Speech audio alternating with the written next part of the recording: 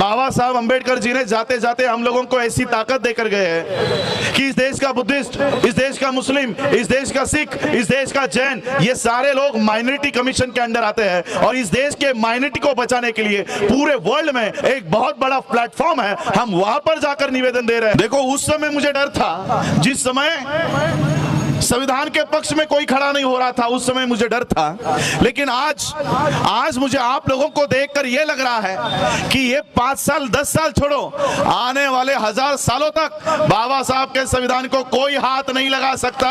ये आप लोगों की वजह से आज मुझे सिक्योरिटी मिली है। पूरे मीडिया को बताना चाहता हूं ये क्या है। 1925 में आरएसएस की स्थापना हुई। आरएसएस ने उस समय इस देश को हिंदू राष्ट्र बनाने का एक कसम, एक बीड़ा उठाया है और 100 साल के पहले इस देश को कानूनी तौर पर हिंदू राष्ट्र घोषित किया जाएगा। और वो कैसे घोषित किया जाएगा? पाकिस्तान से, बांग्लादेश से, अफगानिस्तान से आए हुए जो लोग हैं, वो 31 दिसंबर 2014 के सारे लोगों को इस देश की नागरिकता दी जाएगी। 31 दिसंबर 2014 तक के सारे भारत के बाहर से आए हुए लोग इस देश में नागरिक बन जाएंगे। और इस देश के जो लोग हैं, जो SC, ST, OBC के लोग हैं, माइनॉरिटी के लोग हैं, अगर 1971 के पहले के डॉक्यूमेंट उनके पास नहीं है तो उनकी नागरिकता जाएगी। नागरिकता नहीं है। इस देश को ऑफिशियल हिंदू राष्ट्र घोषित करने का काम इस देश में चल रहा है। और इस देश का प्रधानमंत्री हमको कहेगा कि किसको नागरिकता देंगे और किसको नहीं देंगे।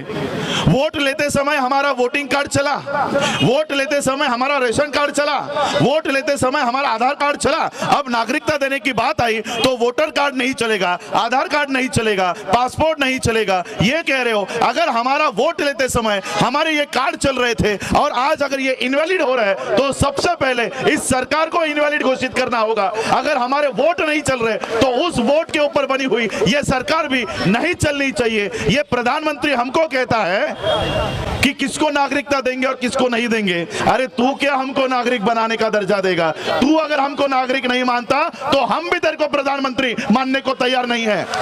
हम भी तेरे को प्रधानमंत्री नहीं मानते। राष्ट्रपति के पास निवेदन नहीं दे रहा, मुझे जितनी चाहे अरेस्ट करना है कर लो। यहाँ के होम मिनिस्टर को, यहाँ के प्राइम मिनिस्टर को हम लोग कोई निवेदन नहीं दे रहे। बाबा साहब अंबेडकर जी ने जाते जाते हम लोगों को ऐसी ताकत देकर गए हैं कि इस देश का बुद्धिस्ट, इस देश का मुस्लिम, इस देश का सिख, इस देश का जैन, ये सारे लोग माइनॉरिटी कमीशन के अंडर आते हैं और इस देश के माइनॉरिटी को बचाने के लिए पूरे वर्ल्ड में एक बहुत बड़ा प्लेटफॉर्म है। हम वहां पर जाकर निवेदन दे रहे हैं और पूरे वर्ल्ड में इस आंदोलन को वहां पर लेकर जाने का काम कर रहे हैं। मैं खुद 1 अक्टूबर 2019 को वॉशिंगटन DC में जाकर United state commission for international religious freedom के सामने US कमीशन को मैंने 1.5 घंटे तक मेरी मीटिंग चली है और वहां पर निवेदन दिया है कि किस तरह से इस देश को एक हिंदू राष्ट्र बनाने का काम चल रहा है, हमारे हक और अधिकार किस तरह से छीनने का काम इस देश में चल रहा है, ये सारा वहां पर बताया है। और अभी पिछले 2 हफ्ते पहले मुझे न्यूज आई है कि USCIRF ने इस देश के प्राइम मिनिस्टर और इस देश के होम मिनिस्टर पर सैंक्शंस यानी प्रतिबंध लाने की कार्रवाई को शुरू कर दिया है। ये काम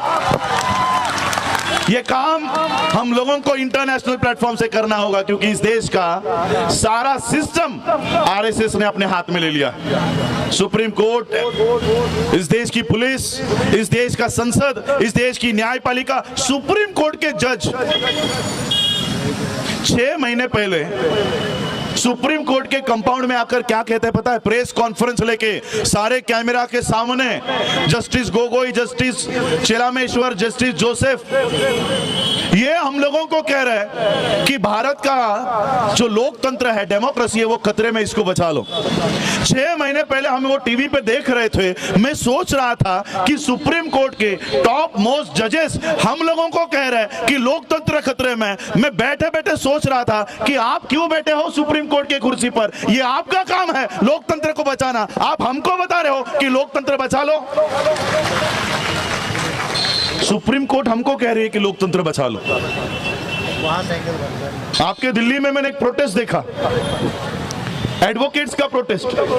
एडवोकेट कह रहे थे हमको न्याय चाहिए, एडवोकेट कह रहे न्याय चाहिए। तो हम सोच रहे थे न्याय देने का काम कौन कर रहा था इतने साल? पुलिस